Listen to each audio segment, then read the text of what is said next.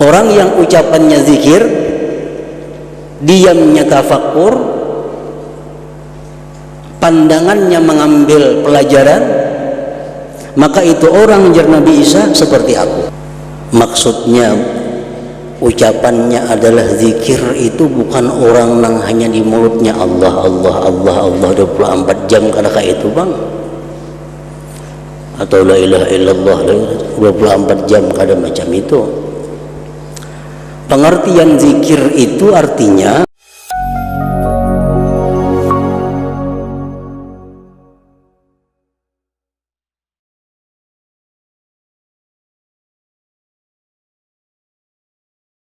para ulama ahli tafsir menerangkan apa yang dimaksud dengan langit-langit itu. Kita bisa menyambat aja langit, nang mana ngaran langit itu. Nah, ujar mereka pernah berpendapat, ahli tafsir pernah berpendapat bahwa yang dimaksud dengan langit-langit itu adalah planet-planet yang ada di angkasa raya. Bahkan mereka menyebutkan di masa dahulu itu yang dimaksud dengan langit-langit itu adalah 7 planet yang ada di angkasa. Itu pendapat sebagian ulama tafsir dahulu kala. Nah, kemudian setelah ilmu pengetahuan manusia berkembang, ternyata planet di angkasa raya itu bukan 7, tapi miliaran bahkan triliun planet yang ada di angkasa. Otomatis pendapat ulama-ulama tadi dibatalkan, karena waktu itu mereka hanya mengetahui ada 7 planet yang ada. Lalu mereka mengatakan dimaksud langit itu adalah planet. Nah, sampai sekarang manusia belum bisa memahami dengan sepenuhnya apa sebenarnya yang dimaksud dengan langit itu, sehingga timbul satu kesimpulan daripada ulama-ulama tafsir bahwa pengertian langit itu adalah sesuatu yang di atas engkau. Ada yang mengatakan lagi sesuatu yang engkau pandang di atas itu bisa disebut dengan langit.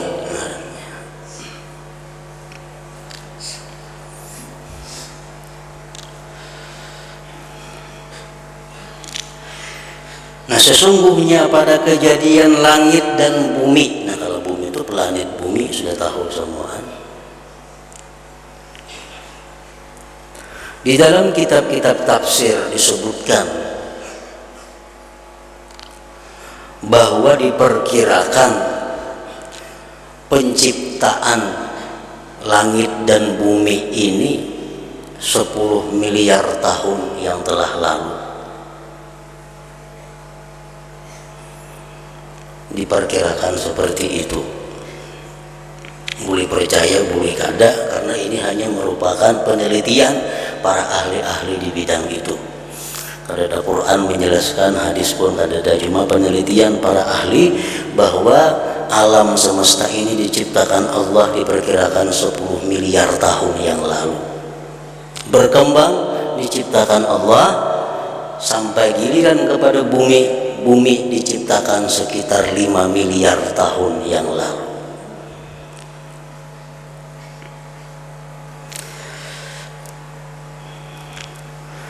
Al-Quran menjelaskan bahwa matahari itu berputar. Itu Al-Quran. Wasyamsu tajri, matahari itu berjalan. Limustaqarrin laha. Surat Yasin itu tuh. Bumi berputar. Nah, siapa yang memutar langit dan bumi itu? Itu pun menunjukkan bahwa tentang kudratnya, kekuasaan Allah Subhanahu wa ta'ala yang sudah 10 miliar tahun berputar, kada henti-hentinya. Jika memakai batu bara, habis sudah batu baranya. Jika memakai minyak, habis itu minyaknya 10 miliar tahun sudah berputar, kada pernah berhenti. Kalau ada pemadaman bergilir, kada ada, terus berputar.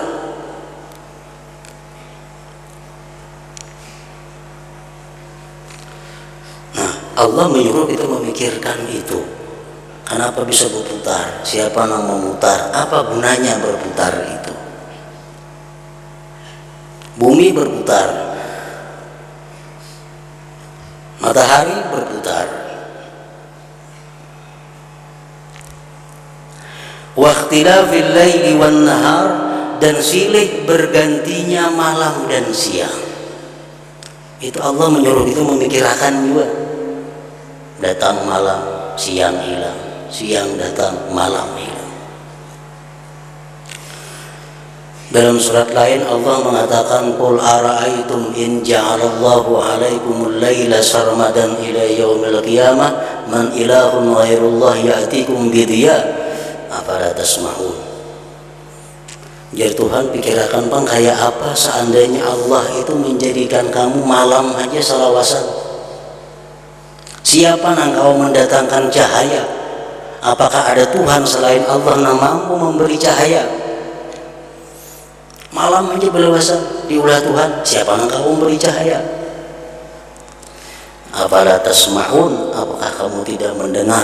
Kata Allah, qul ara'aytum in ja'alallahu 'alaikumun nahara sarmadan ila yaumil qiyamah man ilahun ghairullah ya'tikum bilailin taskununa fi afala tubsirun. Bagaimana ya Tuhan, andai kata Allah menjadikan kamu siang selama-lamanya, sampai hari kiamat siang aja, apakah ada Tuhan selain Allah yang bisa mendatangkan malam yang kamu bisa istirahat di malam hari itu? Rasulullah mengatakan, celaka orang yang membaca ayat ini tapi kada memikirkannya. Wailun liman qara'aha wa lam yatafakkar fiha. Wail, celaka orang yang membaca ayat ini tapi kada memikirkan ayat ini.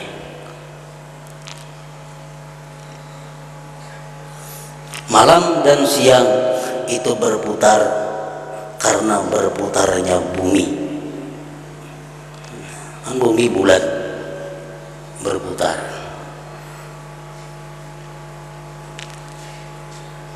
Mengelilingi matahari. Jadi bumi itu berputar dalam rotasinya, dalam porosnya. Bumi itu berputar memakan waktu selama 24 jam.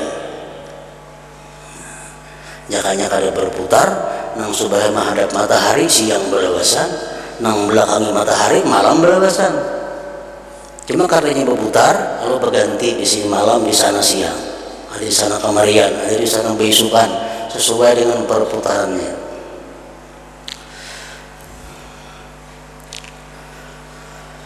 Dan para peneliti mengatakan bahwasanya andai kata Allah Subhanahu wa ta'ala itu menjadikan siang kepada kita 100 jam, siang untuk 100 jam lawasnya, niscaya semua yang cair di bumi ini akan mendidih.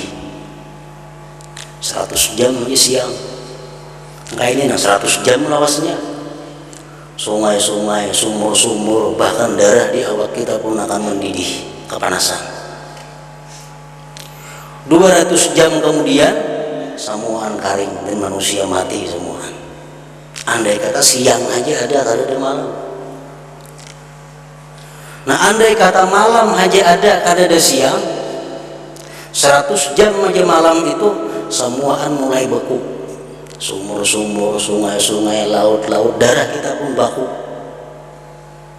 200 jam kemudian matian semua. Nah, jadi artinya silih bergantinya malam dan siang itu adalah merupakan kehidupan manusia, kehidupan makhluk yang bernyawa di bumi ini. Nah, itu salah satu yang ditafakurkan di dalam ayat Allah yang mengatakan waqtilafil laili wan nahar la ayatin liulil albab. Silih bergantinya malam dan siang ini tanda kebesaran Allah, tanda keperkasaan Allah, tapi bagi orang-orang yang berakal, yang mau memikirkan itu.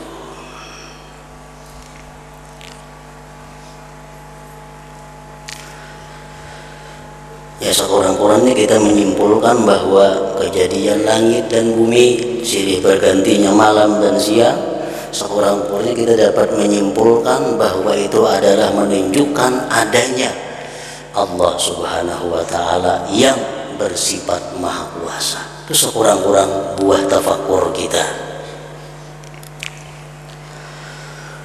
Dari Muhammad bin Wasi' bahwa seorang laki-laki dari penduduk Basrah naik kendaraan ke tempat Ummi Dzar sesudah wafatnya Abi Dzar. Lalu ia bertanya kepadanya tentang ibadah Abi Dzar. Abi Dzar sahabat Rasulullah sallallahu alaihi wasallam. Betakon kaya apa Abu Dzar itu ibadah sidin, betakon lawan nang bini. Maka Ummu Dzar menjawab, siangnya semuanya adalah di sudut rumah dengan bertafakkur. Artinya Abu Dzar itu waktu siang umumnya sebagian besar waktunya dihabiskan di sudut rumah untuk tafakkur tentang kebesaran ciptaan Allah Subhanahu wa Ta'ala. Karena tafakkur merupakan ibadah yang besar pahalanya, besar nilainya. Dari Al-Hasan ia berkata, tafakkur sesaat itu lebih baik daripada qiyamul lail. Dari Al-Fudail ia berkata, berpikir adalah cermin, memperlihatkan kepadamu kebaikan-kebaikanmu dan kejelikan-kejelikanmu. Orang hendak muhasabah, hendak menghitung diri, itu pasti tafakkur. Misal di sore, petang hari, inya hendak muhasabah dirinya, lalu inya pikirkan, mengingat perilakunya mulai subuh. Nah, tafakkur di situ, merenungi apa-apa yang dikerjakan selama 12 jam tadi.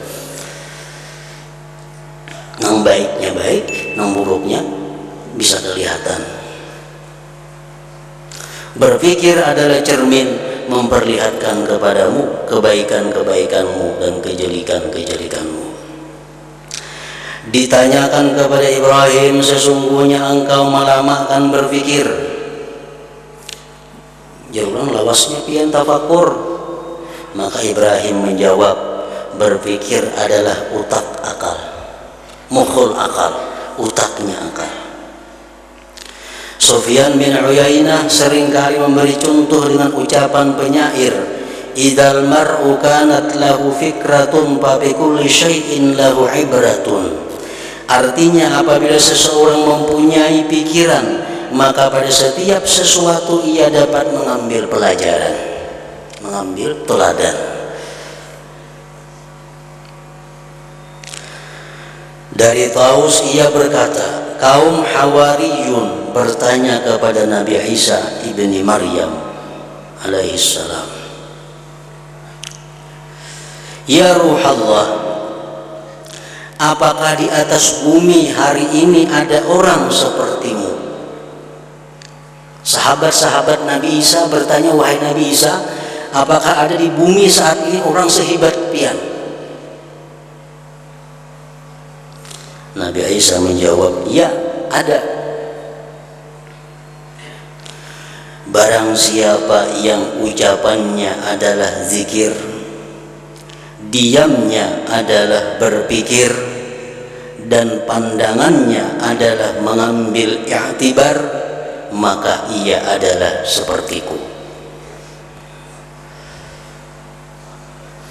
Orang yang ucapannya zikir, diamnya tafakkur,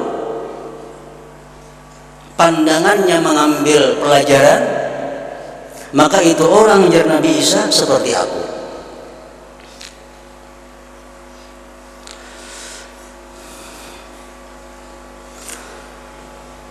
Maksudnya ucapannya adalah zikir itu bukan orang yang hanya di mulutnya Allah Allah Allah Allah 24 jam karena itu bang, atau la ilaha illallah 24 jam kada macam itu.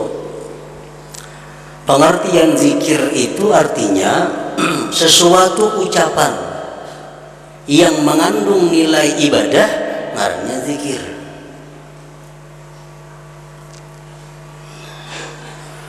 Man ata Allah faqad zakarah, sabda Rasulullah. Bila kita taat kepada Allah, berarti kita berzikir kepada Allah. Nah, ucapan-ucapan kita yang bernilai pahala, zikir ngarannya. Baik la ilaha illallah kah, Allah Allah kah, salawat kah, membaca Quran kah, tasbih kah, membaca hadis Rasulullah kah, membaca kitab-kitab hukum syara kah, muzakarah kah, dakwah kah, menasihati orang kah, menegur sapa orang kah, setiap ucapan yang mengandung pahala itu ngarannya adalah zikrullah, zikir kepada Allah.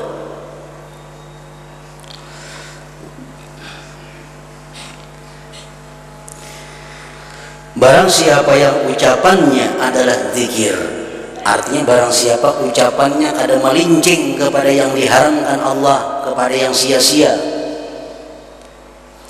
diamnya adalah berpikir, amunnya diam ini tafakur,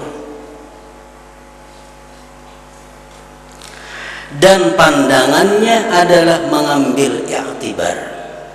Nah, ini melihat sesuatu itu mengambil pelajaran.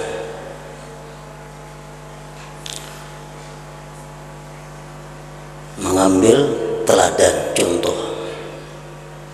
Umpamanya kita melihat ada seseorang yang hidupnya sangat fakir, hidupnya sangat miskin, matanya buta, dan banyak lagi macam-macam nangkar bagus, nangkar nyamannya.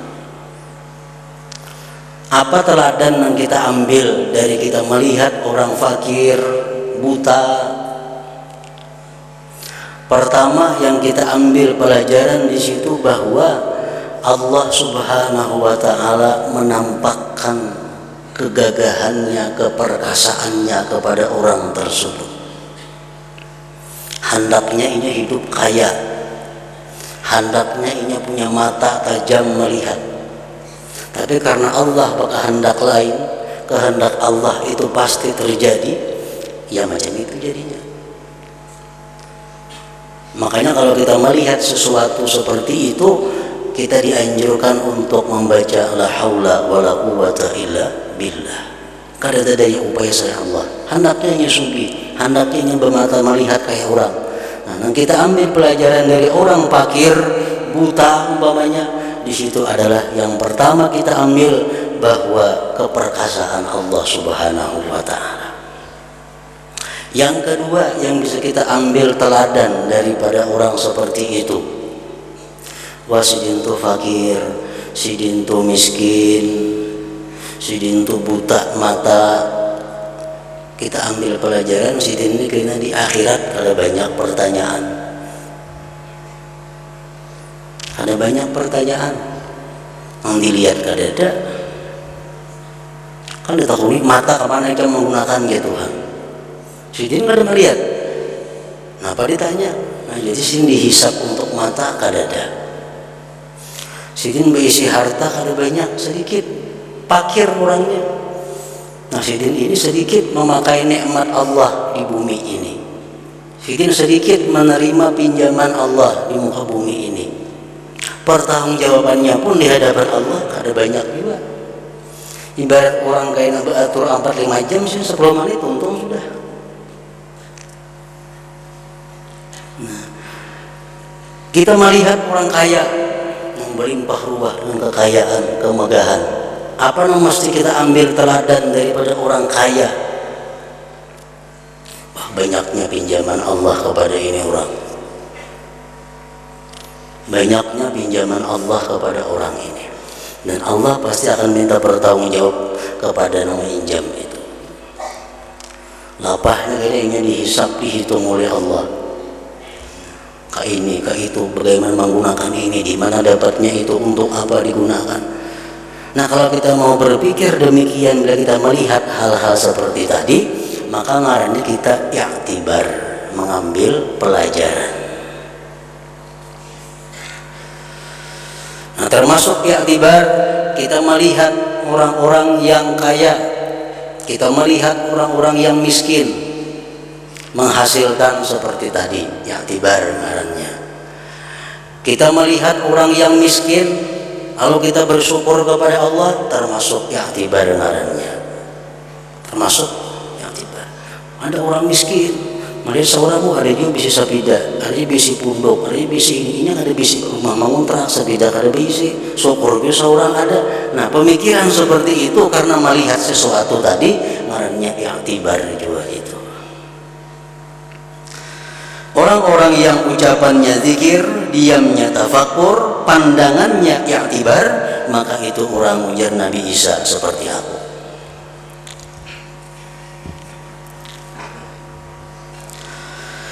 Al-Hasan berkata, barang siapa yang perkataannya tidak hikmah,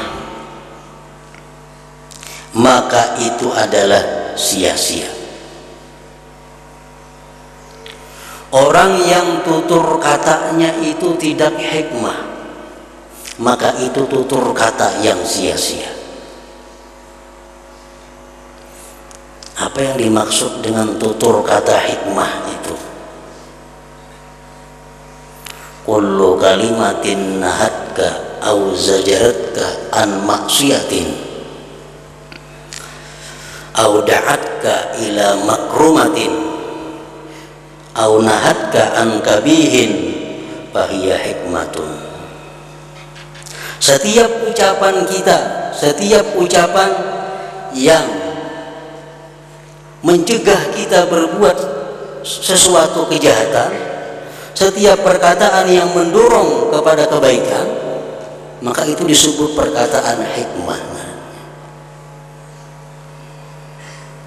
Orang yang berkata-kata tapi kadang mengandung nilai-nilai seperti tadi, perkataannya sia-sia. Dan barang siapa yang diamnya tidak tafakur, diamnya kada tafakur, mengelamun wara, masa bila rokok titis pulang, fakur, apa kali pikir akan ada tahu juga. Dan barang siapa yang diamnya tidak tafakur, maka itu adalah lalai ngarannya. Dan barang siapa yang pandangannya tidak mengambil i'tibar, maka itu adalah main-main.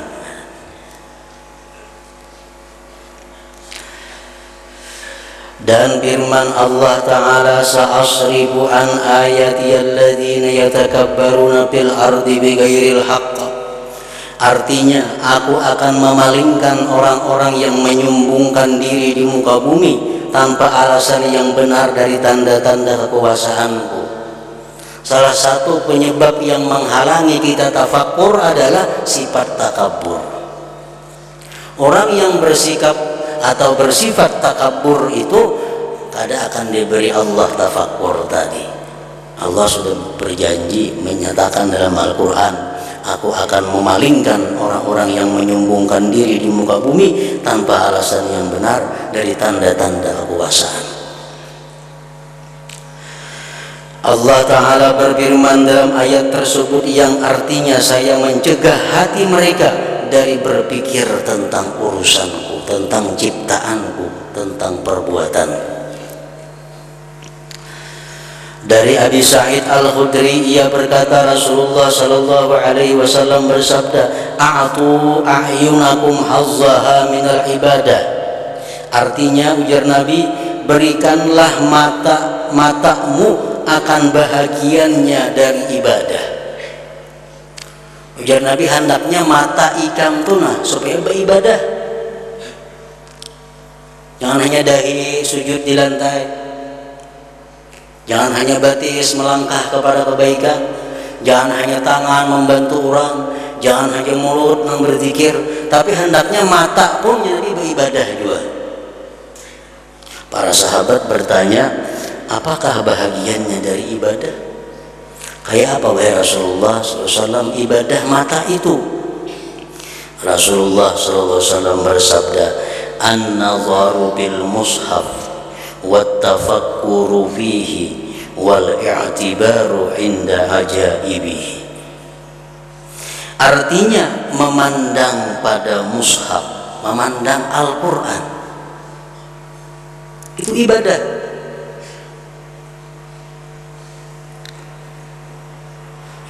Makanya para ulama mengatakan membaca Al-Quran dengan memakai mushaf, memakai Al-Qurannya itu lebih afdal daripada bahapal, kalau kada mengganggu tentunya.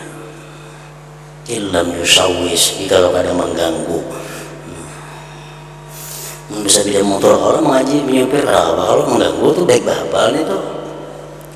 Di rumah bisa jadah menghadap kiblat, duduk hendak membaca yasin, hafalah yasin, lebih baik baba yasinnya baca, karena itu menggunakan mata kepada ibadah. Memandang pada mushaf, memandang pada Al-Quran, berpikir tentangnya Al-Quran,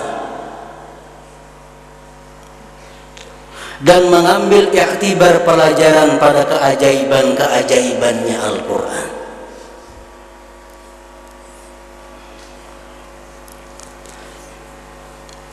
Nah, itu bagian mata beribadah.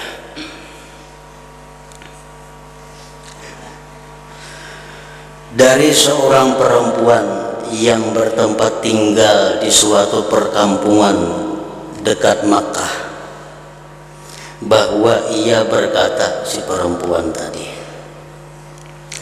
jikalau hati orang-orang yang bertakwa melihat dengan pikirannya, tafakkur artinya melihat dengan pikirannya, jikalau hati orang-orang yang takwa itu bertafakkur kepada apa yang tersimpan baginya dalam ghaib dari kebaikan akhirat. Andai kata orang-orang yang takwa itu bertafakkur tentang bagaimana yang Allah sediakan, yang Allah simpan nanti di akhirat untuk dia, niscaya tidak jernih bagi mereka kehidupan di dunia dan tidak senang hati mereka di dunia ini. Andai kata mau berpikir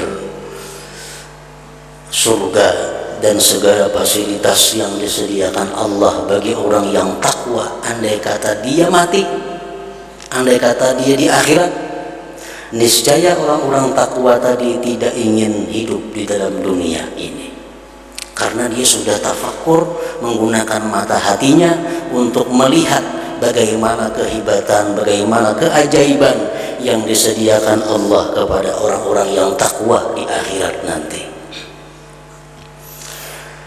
Banyak hadis Rasulullah Shallallahu Alaihi Wasallam dan Al-Quran banyak menceritakan bagaimana tentang indahnya, tentang kelezatannya orang-orang yang berada di dalam surga itu. Nah, kalau itu ditafakurkan dengan sebenarnya, makanya kada akan merasa nyaman lagi hidup di dalam dunia ini. Salah satu contoh bagaimana Rasulullah Shallallahu Alaihi Wasallam menerangkan tentang keadaan manusia di dalam surga itu. Rasulullah Shallallahu Alaihi Wasallam bersabda, yunadi munadin, berseru orang yang berseru. Sesudah melalui proses yang panjang, akhirnya mereka dimasukkan ke dalam surga. Begitu masuk ke dalam surga, di situ diumumkan kepada penghuni surga. Apa pengumumannya? Ya ahlal jannah, innalakum antasihhu fala tasqamu abada.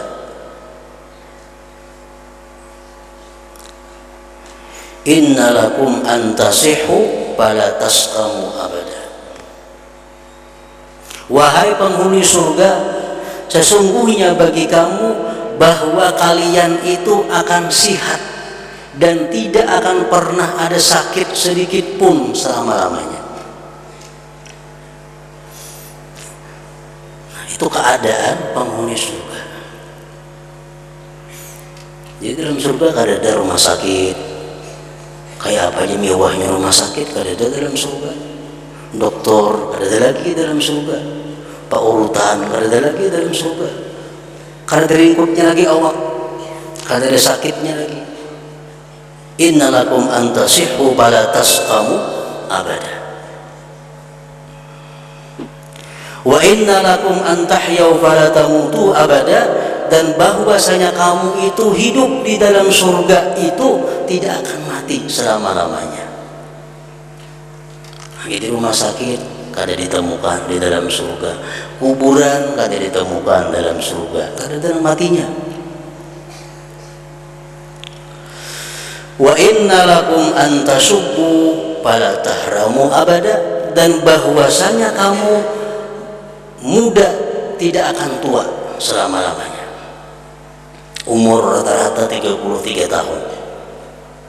Kada ada Tuhan lagi di situ. Kada ada salon kecantikan, kada ada. Manusia anum semuaan.